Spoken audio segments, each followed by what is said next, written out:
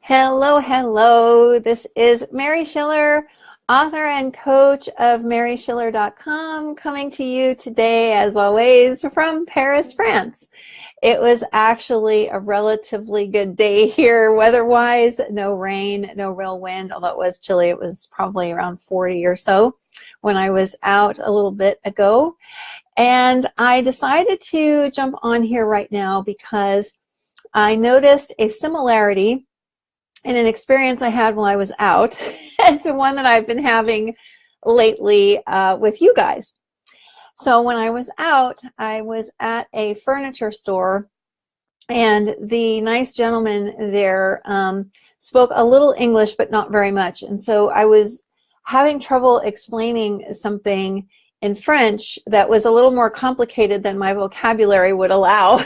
And so I was having to find a bunch of different words and try to put something together in a sentence that made sense to him. And eventually we came to a meeting of the minds, and he understood what I was trying to convey. And he showed me something that might work, and etc., gave me the prices and things like that. So eventually there was a little bit of a breakthrough there.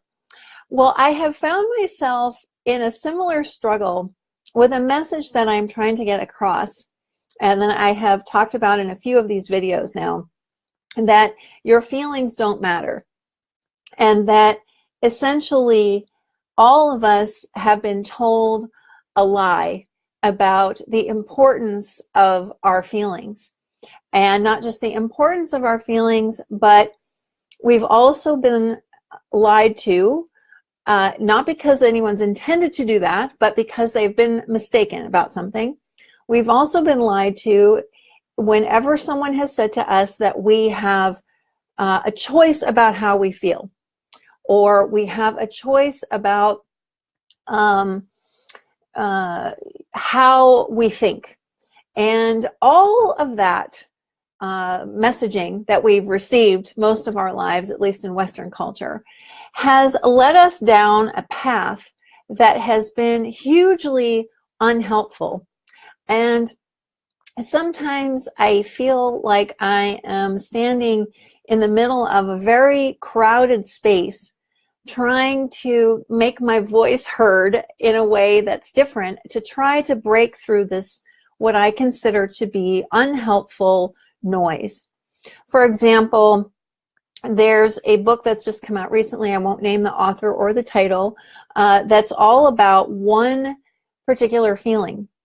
And I thought to myself, oh my goodness, why is this necessary to spend an entire book talking about one feeling? I just don't understand. We don't have to do anything. I'm going to say this in as clear a way as I can right now. We don't have to do anything about our feelings. They are all normal. They are all perfect the way they are. Even the ones that are uncomfortable are also perfect. There is nothing wrong with them. We have been given this incredible gift of being human and having this full range of emotional experiences. And yet, we have been conditioned to believe that certain of those experiences are destructive, bad, negative, something that we're supposed to do something about, that we have to worry about.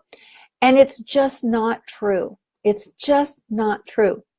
And I'm speaking to you from my heart.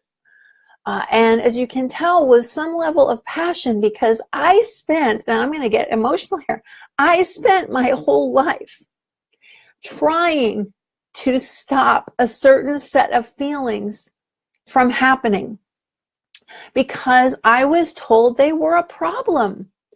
I was told that I had an incurable mental illness that was basically making itself known through all of the stress that I experienced over and over and over again.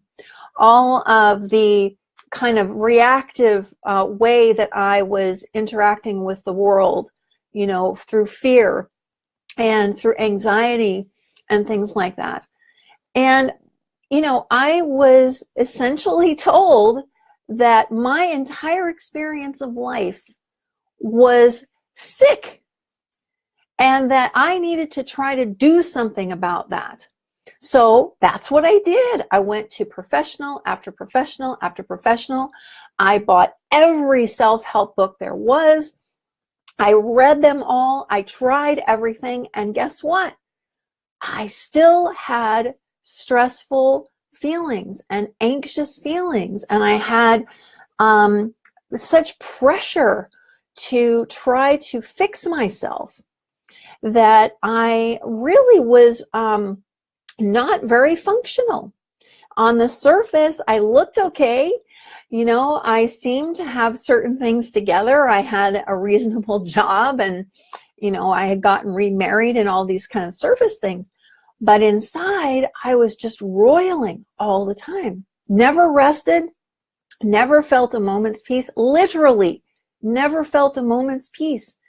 I've told this story before, but I'll repeat it, that I remember very, very clearly in late 2013, I went on my lunch break to Central Park, which was near the office where I was working, and I just cried. I wanted more than anything to have a feeling of peace just once before I died. I remember saying to myself, if I could just feel 1 minute of peace before I died, then my life would be okay. That's how much emphasis was being placed on my feeling state. And I see this over and over and over again in other people, that they have a sense of sadness, or they have a sense of self-criticism, or, they hear a lot of thinking in their minds that's, fearful and all these different things. And as we call it in the 3 principles world, the outside-in approach keeps saying you have to do something about that. You have to stop judging yourself. You have to think more positively. You have to bolster your confidence. You have to, it goes on and on and on. I suppose if I went to look at the self-help section of a bookstore or Amazon, I could probably find a book about every emotion that we deem as negative, maybe multiple versions of books like that.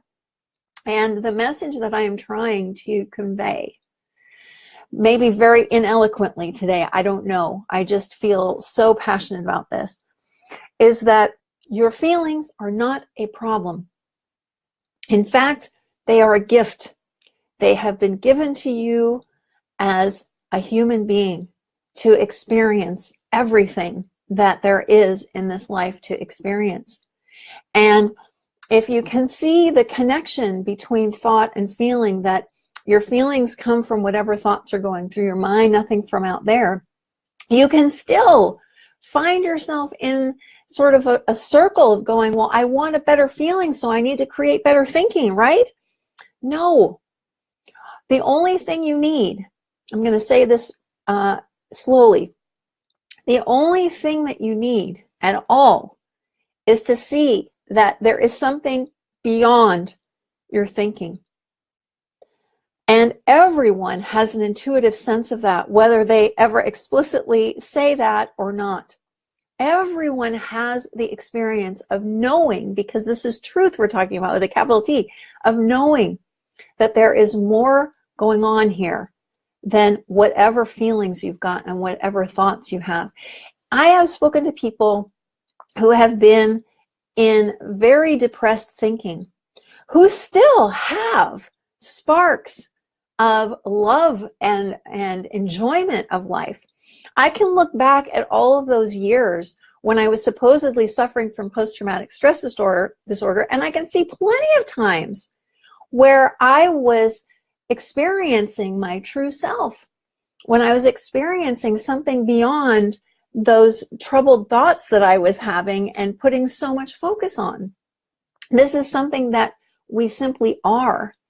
And so if I could close out this message today, it would be with this commentary, which is, if you are having feelings that you're deeming as negative or problematic, I would love for you to kind of turn your inner gaze about a half a degree in a new direction and just recognize the fact that every single thing you feel, everything, is normal. It's how we're designed. You know, I don't look at the plants in my flower boxes and say, oh, well, they shouldn't have a bloom there. It should be on the right side, not the left. I mean, that's just silly, right? I mean, I would never do that. So for us to say we should have one thought instead of another, or we should have one feeling instead of another, is the same thing.